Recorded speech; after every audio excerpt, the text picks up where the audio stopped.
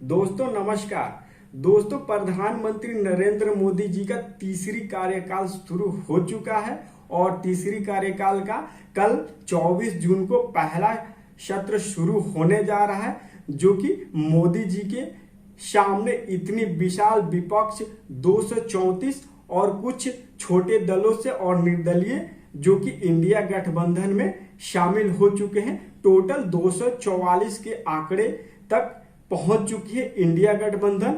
उन सभी का सामना करना होगा और खास करके दिग्गज नेता राहुल गांधी और साथ में अखिलेश यादव का भी सामना करना पड़ेगा और उनके सवालों का जवाब भी देना पड़ेगा। ऐसा आज तक नरेंद्र मोदी जी के साथ कभी नहीं हुआ था, जो आगे अब होने वाला है। क्योंकि दोस्तों पिछले 10 सालों में विपक्ष इतनी कभी मजबूत थी ही नहीं, इतने सांसद हुए नहीं। और जब भी पिछले 14 से 19 तक मोदी जी ने बीजेपी में फुल बहुमत से अपनी सरकार बनाई थी और 19 से 24 तक जो उनका चला कार्यकाल, इसमें भी उन्हें फुल बहुमत के साथ उन्होंने सरकार चलाई, अपनी मन मर्जी से चलाई।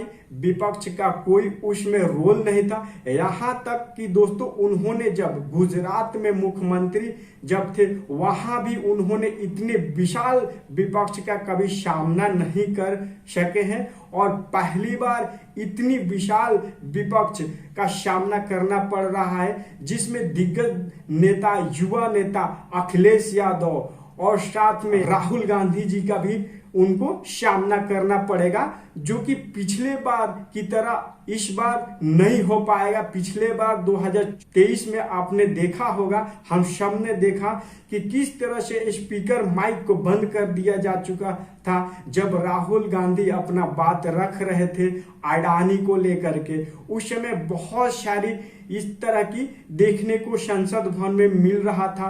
तो दोस्तों नजर बनाए रखिए कल के बाद से कौन सा दृश्य होने वाला है संसद भवन में। और मोदी जी का इसका आदत तो कतई नहीं है कि वो किसी का जवाब दे सके, क्योंकि उन्होंने अपनी मर्जी से ये सरकार चलाया है और यहाँ तक कि गुजरात में भी उन्होंने अपनी मर्जी से ही, उनका कोई विपक्ष उतना नहीं था जो कि वहां भी उनका सामना करना पड़े।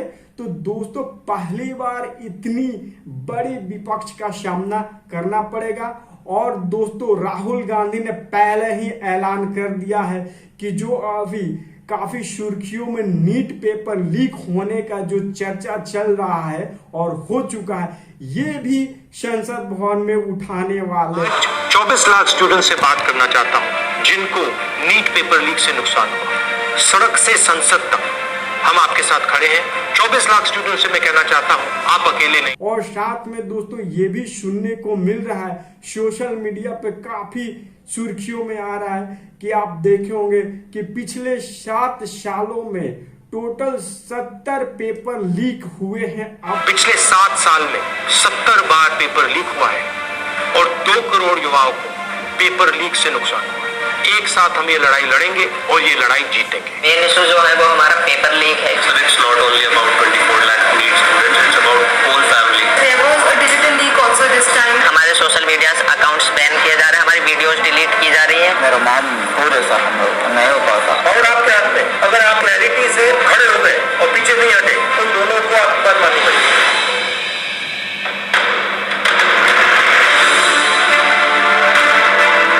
So we all have come here to talk about NEET exam. We all gave NEET 2024 exam and most of us 620 plus above who are sitting in this room. Last year 610 was the cutoff. बाकी cutoff 657 पहुंच गए। तक तो ये अपने आप में बहुत बड़ी रिकॉर्ड है दोस्तों कि पिछले 7 साल में 70 पेपर लीक हो चुके हैं। तो दोस्तों इतनी बड़ी पेपर लीक होने का भी संसद भवन में उठाया जाएगा।